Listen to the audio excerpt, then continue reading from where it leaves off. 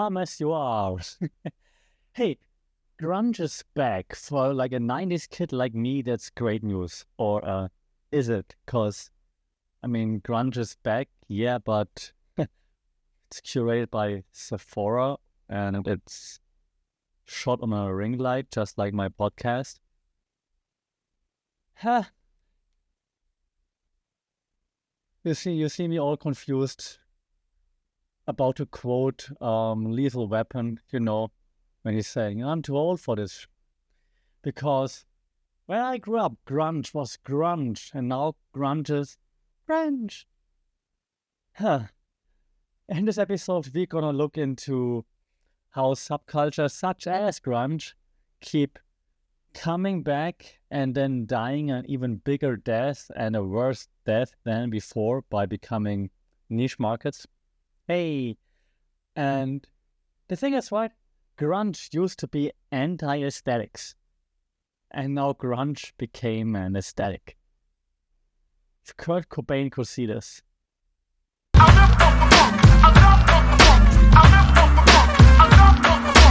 Welcome to another episode here for the Funky Pod, Mindful Media and Communication, where we're always happy-go-lucky and never hate on anything except trends coming back, anti-establishment trends becoming establishment trends on TikTok, and making us, the OGs that went through those trends, feel like they've been betrayed. And today, we're looking into, okay, I can't even say those words together, the clean grunge trend on TikTok. Oh my god. I already apologize. This episode of the podcast will be like probably 10 minutes of me just sighing. You will learn the German sigh. Congratulations. I don't know even where to start. I have a few pointers that I wrote down and I got mad and I wrote them down, and now when I look at them and think like, which one do I tear into first? Okay, I'll try to be as unbiased? No, I'm not unbiased, but I'll try not to get too mad at the beginning. Okay, so what is happening? So, well, TikTok, the home of all the greatest trends in human history, now has another trend, which is called the clean grunge trend, okay? So it's tutorials how to look grunge, eyeliners, all those things, right? Oh, you already see me hesitant, because this on TikTok is all like perfect. And we know social media is about perfectionism. And that's what grunge was all against. And now it's all about perfectionism. Flawless filters. There are brands advertising like those smudged eyeliners as like premium looks to fit into the trend. Or influencers selling, and I kid you not, rebellion kits with affiliate codes.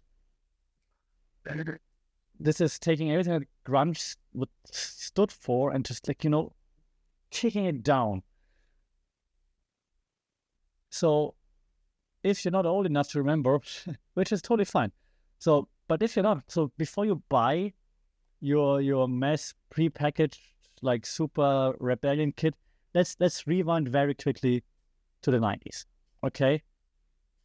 The OG grunge context.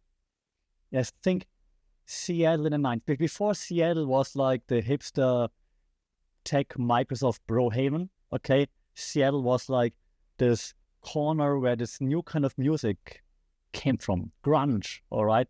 Think Nirvana, of course, right? Kurt Cobain. Think Soundgarden, Black Hole Sun, Won't You Come, right? Thrift stores, ripped sweaters. That's what grunge was about. It was about like finding yourself. It was about like not caring about what others think and not looking like everybody else, just being yourself. Yeah, grunge was refusal. It wasn't trying to be something that you're not. It wasn't performative glamour. It was be yourself no matter what and don't give a F what others think. That was grunge. At first, back then, and I am old enough to remember. So let me tell you, children, the fashion industry hated it. They hated it because it was like everything that they didn't stand for. Yeah, the fashion industry was like from the 80s and like those, chic and glamorous, and then grunge comes along and like you wear your brother's old effed up, messed up sweater with like holes in it, and you're like, that's cool now because it just is what I am and I don't need anything else. And so fashion hated, and now eventually they're selling it back to us, to you, as like a runway chic. How did we let them get away with it is the question. And that's also the point where then someone who works in academia has to step back and be like, okay, let's not hate all the time. There's a reason why this is happening, right? Of course there is. And, well, let me give you some examples to why this is happening. There are a few academics that have looked into that way more than I have. And there's like one famous theory. Welcome to the theory corner of the Funky Pot. There's one famous theory that's called the subculture theory. Okay, so the subculture theory says that, okay, you have like culture as a whole. Now, what is culture? Culture is not only nationality, ethnicity, religion. That's what many people think of at first as culture. That's my culture. But there are many other things that could be culture. Culture means you fit in somewhere, even if it means not fitting in, like in grunge. Yeah, you find a community, a space where you feel like you belong to. This could be football fans, right? Liverpool could be like community. It could be your football culture, gaming culture. Sports can have different culture, Muay Thai culture, gym bro culture, right? Tech, whatever it might be. And within those cultures, if the culture is like a big circle, let's say like a big space, within those big spaces, there are subcultures. So in gaming, you would have like different game cultures that might even not really like each other at times, and there might be some conflict, but you have different gaming cultures. In sports, in fitness, you have like the heavy lifters, you have the people that go there to functional stuff, and then you have the high-rocks people that no one really likes, because they're loud. So you have subcultures within cultures, okay?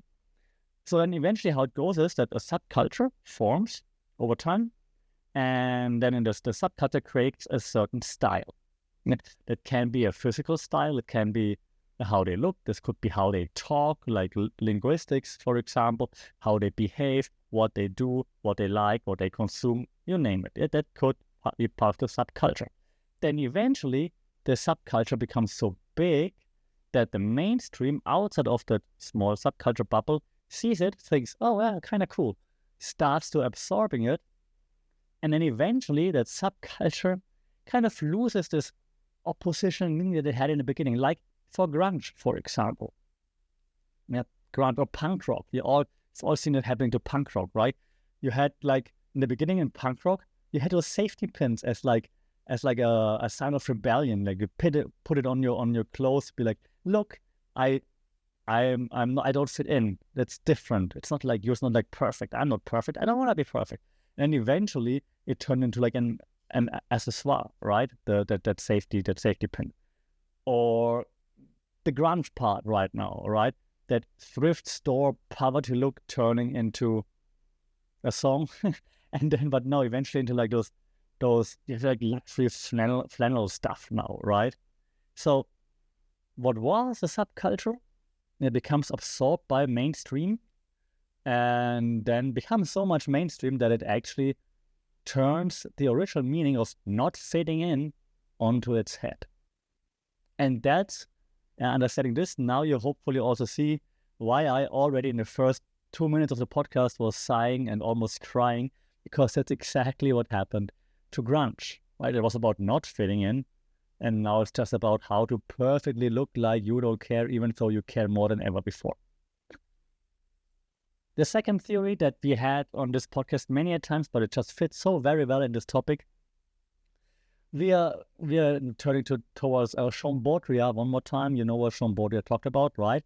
I'll give you 3 seconds. Right, hyperreality. And as part of talking about hyperreality, he coined like this one term that he called simulacra. We also talked about this before. And in simulacra, it is basically the process of transforming from what's not real to what is real to us. Like, quick breakdown, if you haven't listened to the previous episodes, if you need a bigger breakdown, a longer breakdown, check out the older episodes and we talk about hyperreality in way more detail. Hyperreality meaning basically short form, TLDR. We are not sure what's real, what's not. You see it no matter where you see it, social media, any kind of media, wherever you see performances everywhere, right? And even if we know that something on the screen might not be real, and back then it was a reality TV, but right now it's everything. If we believe it, it's real to us. And if it's real to us, it's kind of real because we base our follow-up decisions and how we understand the world based on what we think is real. It doesn't need to be real. It can be fake, right? Like this perfect IG social media life. But if you believe it, it's real to us.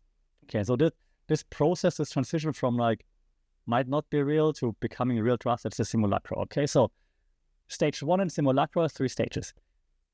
It's like reality, right? What's behind the lens.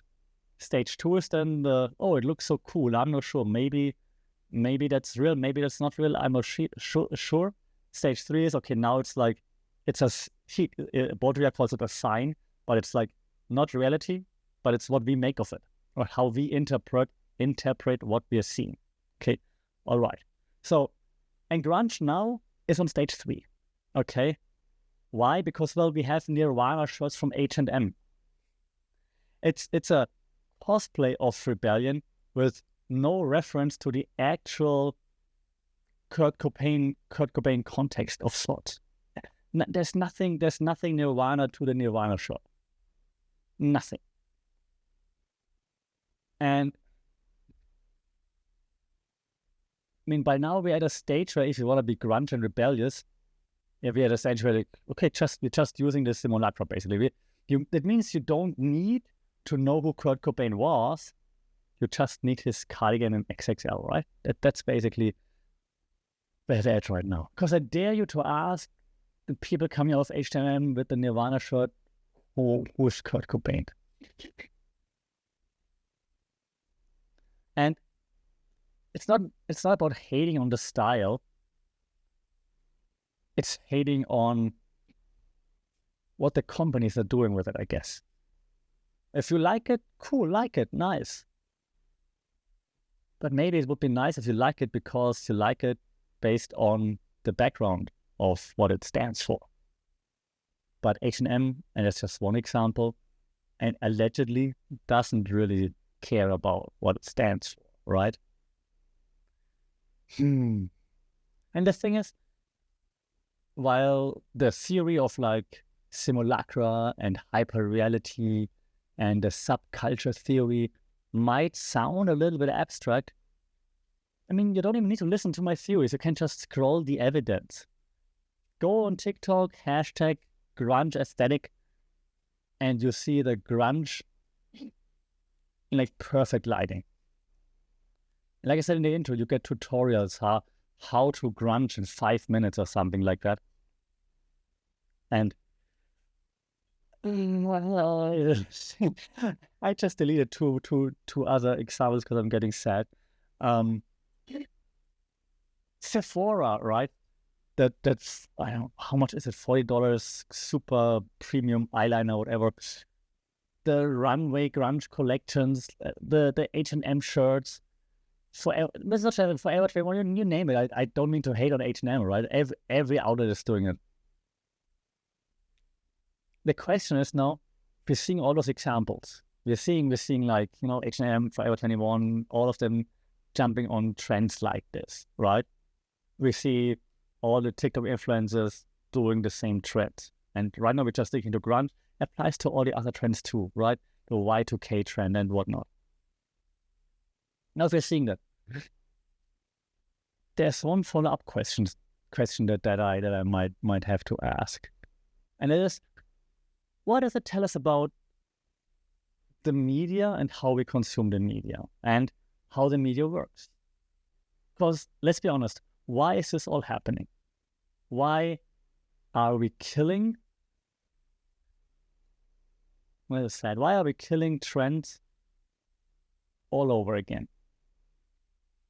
And the thing is here as well, right?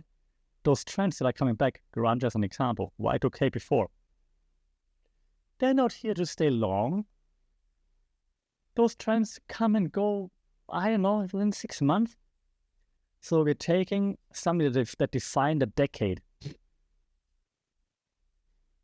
make it a cool, quick trend for a few likes, and then we kill it off within 6 months. Congratulations. You just took a huge dump on so many people's legacies who try to actually change something.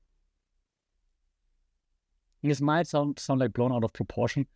I understand if you think that, but if you just look back at the 90s and how much people had to fight for certain things, especially since we're talking about grunge today, especially artists such as Nirvana and so on, then you see, like, I mean, that was a real cause back in the day.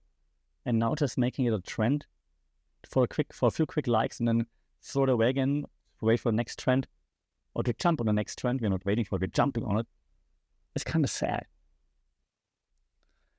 But why it happens is also very obvious. As social media rewards aesthetics, it rewards polish. It doesn't reward authenticity. Even though statistics apparently say Gen Z and so on, they're all about authenticity. Yeah, maybe when it comes to brands and when it comes to surveys, sure. When it comes to likes, clicks, and engagement, no one cares about authenticity still. Let's be just honest. Let's not do any surveys. You're still falling for the same stuff. The subculture. That's what the internet was built on, right? Subcultures, different forums where you can exchange. Reddit before Reddit. Now Reddit is all about upvotes and uplikes. No one cares about actual opinions anymore. And the rest of the internet is just the same. There's subcultures right now. It's just content. It's like content aesthetic in the algorithmic economy. Right? We want to perform well in the algorithm, so we're jumping on any trends. We're polishing everything. Everything needs to be aesthetic, because if there's no aesthetic to it, and no one's going to engage with it, and then if no one engaged with it, did I really post it? Yeah, super annoying. The internet, as it was meant to be, it's a fantastic place. And now, like old men yelling at cloud, back in the day, we met people that really meant something and that had plans and that stood for something. And now there are still those people, of course. It's just harder to cut through the noise, to cut through just another trend. And yeah, while I've been talking about like grunge having died, I think it's even worse. Right now, grunge isn't dead. It's an unpaid intern in brand management. And that is the exact opposite of what Kurt Cobain wanted.